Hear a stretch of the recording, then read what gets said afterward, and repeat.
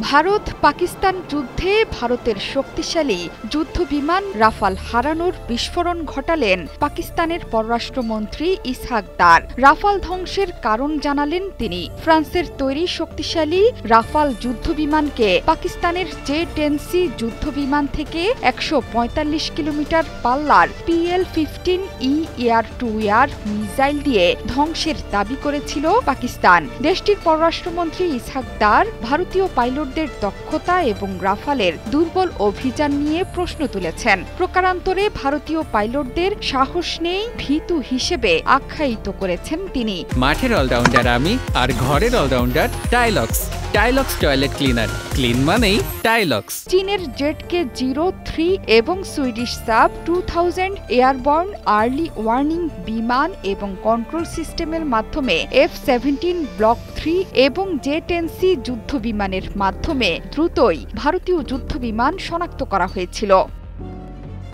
ইসহাক দার ভারতের পাইলটদের সক্ষমতা নিয়েই প্রশ্ন তুলেছেন। শুধু তাই নয়, ভারত যদি সমতার ভিত্তিতে আলোচনা করতে চায় তাহলে পাকিস্তান সবসময় প্রস্তুত বলে জানিয়েছেন তিনি। তবে ভারত বরাবরই আক্রমণাত্মক মনোভাব দেখিয়েছে বলেও জানান ইসহাক দার। সোমবার হাম নিউজের টকশো ফয়সালা আপকা অনুষ্ঠানে যুদ্ধ নিয়ে বহু চাঞ্চল্যকর তথ্য দেন ইসহাক দার। পাকিস্তানের এই পররাষ্ট্রমন্ত্রী ভারতীয় সামরিক শক্তির দাবিকে কোনো গুরুত্বই দেননি। উল্টো ভারতের শুধু রাফাল যুদ্ধবিমান থাকলেই হবে না, পাইলটের সাহস না থাকলে কিছুই হয় না বলেও দিল্লির সক্ষমতা নিয়ে প্রশ্ন তুলেছেন। পাশাপাশি ভারত আঞ্চলিক আধিপত্য দেখাতে চাইলেও শেষ পর্যন্ত পিছু হটতে বাধ্য হয়েছে বলেও মন্তব্য করেন তিনি।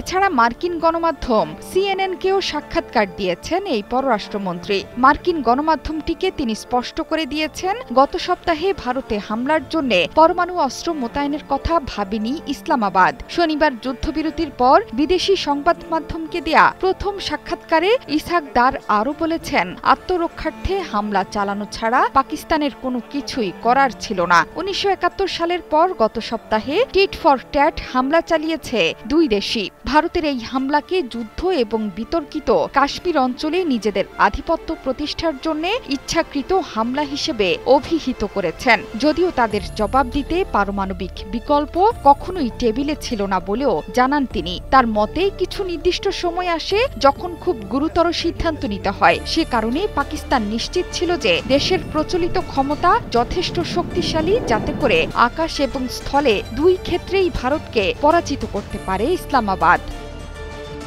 ভারত পাকিস্তান উত্তেজনার পারদ আপাতত কমেছে। যুদ্ধবিরতিতে আছে দুই পক্ষই, এমনকি সীমান্তে সৈন্য কমানোর ব্যাপারেও একমত হয়েছে দুই পক্ষ। তবে নরেন্দ্র মোদীর ভাষণের পর এটা স্পষ্ট যে বর্তমান পরিস্থিতিতে উত্তেজনা কমলেও ভবিষ্যৎ নিয়ে দুশ্চিন্তা থেকেই যাচ্ছে।